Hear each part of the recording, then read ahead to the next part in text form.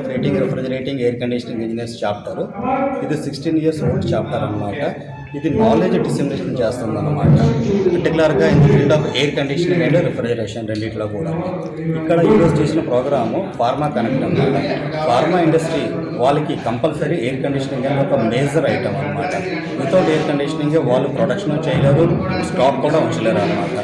వాళ్ళకి air conditioning కొత్త systems ఏంటి ఉన్నాయి, ఆ సిస్టమ్స్లో ఎలాగ అప్లికేషన్స్ ఉన్నాయి, వాటి సర్వీసెస్ ఎలాగున్నాయి, వాటి ప్రొడక్ట్స్ ఏంటి వస్తున్నాయి, న్యూ టెక్నాలజీ ఏంటి వస్తుంది, పవర్ సేవింగ్ ఎలాగవుతుంది, ఫైర్ అండ్ సేఫ్టీ ఎలాగుంటుంది, వాటిలో వాటర్ తాలూకు ఇంపార్టెన్స్ ఏంటుంది, వీటన్నిటి మీద విత్ బ్రాండ్స్ కొన్ని కంపెనీస్ వాళ్ళ ప్రొడక్ట్స్ సేల్స్ గురించి, ప్రమోషనల్ యాక్టివిటీస్ గురించి, వీటన్నిటి గురించి మేము ఈరోజు ఈ ప్రోగ్రామ్ అనేది కండక్ట్ చేస్తున్నాం అనమాట. వైజాగ్లోని ఇది పర్టికులర్గా మనకి వైజాగ్ ఒక లక్కీ ప్లేస్. ఎందుకంటే వైజాగ్లోని మనకి చాలా ఎక్కువ ఫార్మా ఇండస్ట్రీస్ ఉన్నాయి.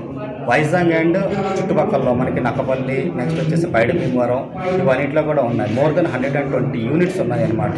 వీటి వలన మనకి వైజాగ్ ఒక చాలా ఇంపార్టెన్స్ కూడా వచ్చింది pharma సెక్టర్లోనమాట.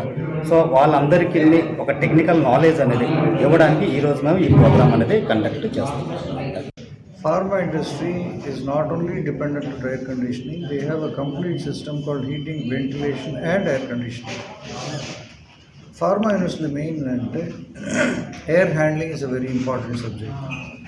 Pollution, contamination, there is what is known as a clean air room.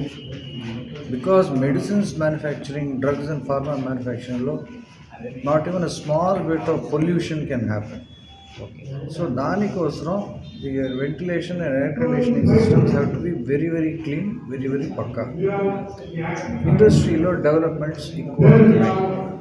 So దానికి అప్ టు డేట్ ఇన్ఫర్మేషన్ జనాలకి తెలియాలి, ఇండస్ట్రీకి తెలియాలి అని చెప్పి ఈ ప్రోగ్రామ్ ఆర్గనైజ్ చేస్తాం. సెకండ్, ఇప్పుడు చూస్తే ఎన్విరాన్మెంట్ సస్టైనబిలిటీ అని చెప్పి బోర్డు డిస్కషన్స్ నడుస్తున్నాయి. ఈ సిఓపి ప్రోగ్రామ్ ఉంటారు మీరు. సో 2030 ముందు ఎమిషన్ లెవెల్స్ తగ్గించాలి, ఇది చేయాలి, 70 లోపల జీరో ఎమిషన్ తగ్గిస్తే pharma industry and air conditioning is suppose to be one of the most heavily carbon discharging operations and businesses.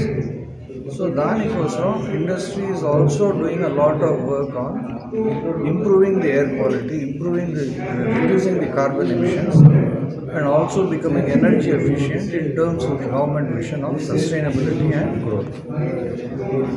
ఇదన్నీ ప్రతి కంపెనీకి వెళ్ళి మాట్లాడిన బదులు సపోజ్ ఇలాగ ఒక హిస్టరీ చెప్పి సొసైటీలో ఫార్మా యూనిట్స్ కోసం స్పెషల్గా ఈ ఈవెంట్ ప్రతి సంవత్సరం ఒకరోజు ఆర్గనైజ్ చేస్తాం. సో ఈ 16 years నాకు తెలిసి దగ్గర 10-12 వర్షాల నుంచి సంవత్సరానికి ఒకసారి ఈ ఈవెంట్ జరుగుతున్నాయి. మెయిన్